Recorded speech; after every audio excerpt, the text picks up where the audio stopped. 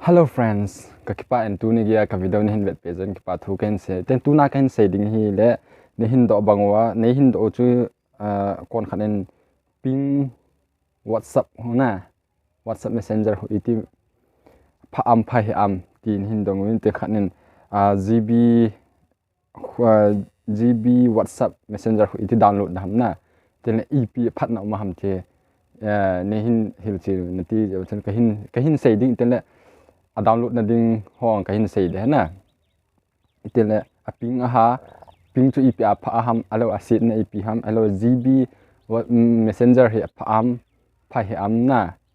itele a download na link yong description na ka hin page hen na ki download the na download la whatsapp banga na khoi ding a he ma cha he chu whatsapp normal whatsapp i khoi khu chu a chom je min ten te ni he chom je na chu ka hin sei be no he tele cha he achom dan hin sei diu ten langa iman paw normal whatsapp iman paw ha chu them khat ka hin la khom de na je chun ka ki pa en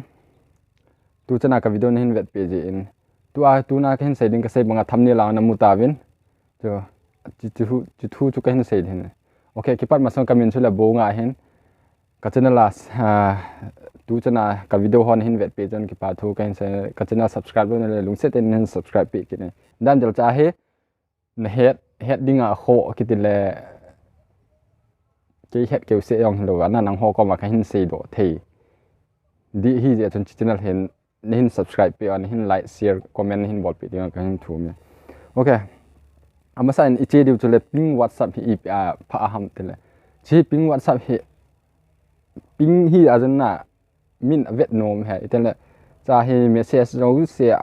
a browser na lut po wala ping thay yang de na che a normal whatsapp to ai man he cha he thil tam ta he mi het lo wa ki bol the na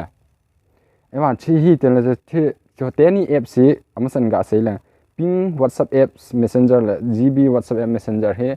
ep ham te la third person है ना चे third person आ लूट ना है third person जो ep हम ते ले tu akan example la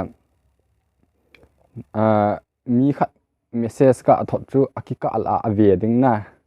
tabang cho hen third person ai ma cho ka hin sei ding chu le ping hi phat na chu le nu me hon de na ten la cha hi e ho whatsapp man bang hi pon them khat chum je ma he normal whatsapp sang ai them khat chum ja future e khat cha he thil ki pe hi at once je na chu ka sei no hin cha hi wanga cha i khat na hi ka sei banga chu third person au ma hin third person ma hi tua chi he min a hek the na a hek kitel na phone chi whatsapp install na bola ko na he min na whatsapp thil ho aga hek the hi lo la aga thil privacy a thil na koi ho na cho ho aga vet the hi lo la mi video ham khat na ga thon a hi lo la message important message ko ma head loading na ga thon chu a third person pa nang in na thot nang cho first person hi tai na second person chu hi ale midang khat na loi ham khat alo nu na pa ham khat alo na loi nu ham na girlfriend ham na thil na ga thot chu na thot chu amano mu din a hi ma chu a third person pa chun na thot masanga chu na loi nu ham na thot masanga chu third person pa chun amu the ni het thewam dotan la ka hin explain ya za chom je ma ka hin explain de na chi chu hin chi ping whatsapp cha apha na nu me ho ding apha na nu me hon man la nu me ho de de hon ping ade na chi chu hin ten tu a gb whatsapp he ipa pha ham ka ga ti ko na le cha hi normal whatsapp banga normal whatsapp min message na ga thot chu ai lo le min message nin thot na vet ma sang a delete ho cha hi vet the he na so number 1 phat na tena thil dang yong he cha he thot le the ya easy ta na ai lo le thil ga download pa yeng the ya che phat ni chu ten information on tam ta thun ngai pon cha he simple hin ai wa chu tu min na message sin hide ti ho lo direct hi yeng na direct hi yeng che gb whatsapp he a hi amian pen cho phat na chu min thil na aga hin thot na aga ki delete wanga chu nang na vet thei hana che phat na pen hin chi gb whatsapp kiti he ai ma cha he khat ka sei nom chu ka sei banga chu chi third person app si achun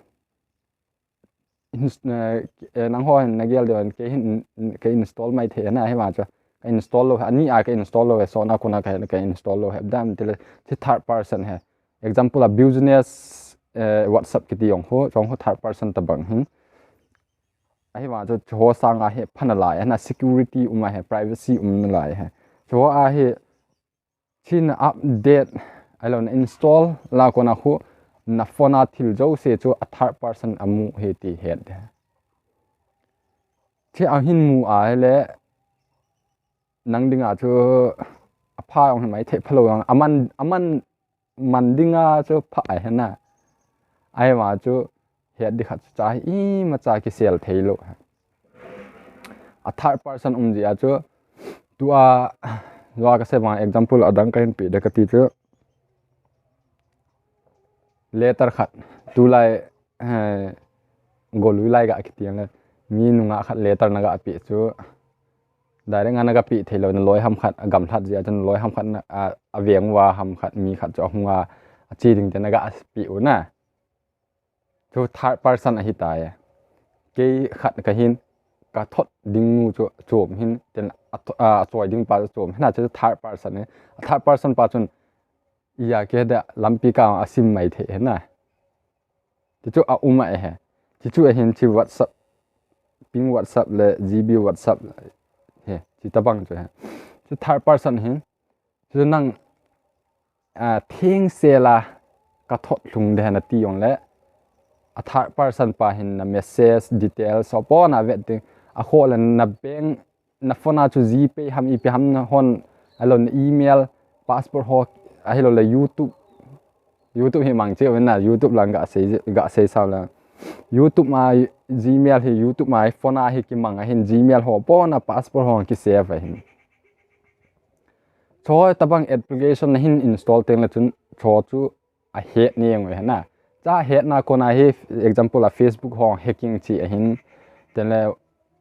na youtube yon cho a hin hack yang the we na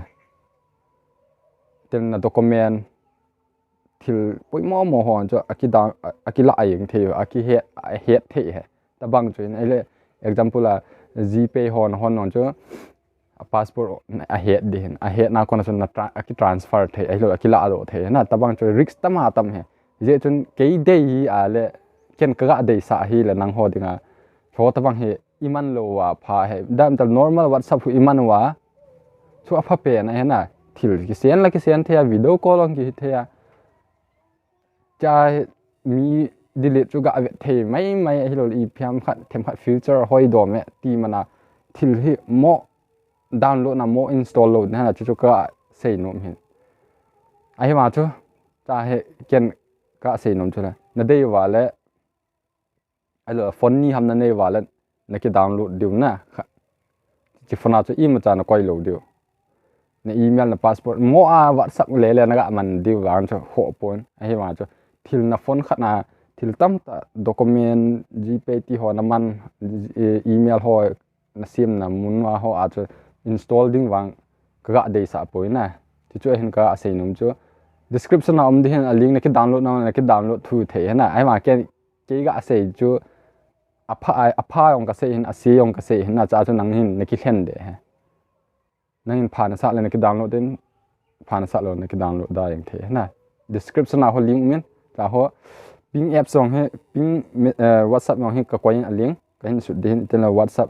gb whatsapp yong he a link de ta chu na ki de ya na ki download din ki de na de lo na ki download lo de na chu nang thu he ki chen chu hin ai hwa ke hin kamang poi na chu kaman lo ha chu ga se nom ha ka ki pa an bula ko na hin vet pi wa tela tabang koi son hin do je wa chun ki pa tho kan se he tabang a chun ka channel a he video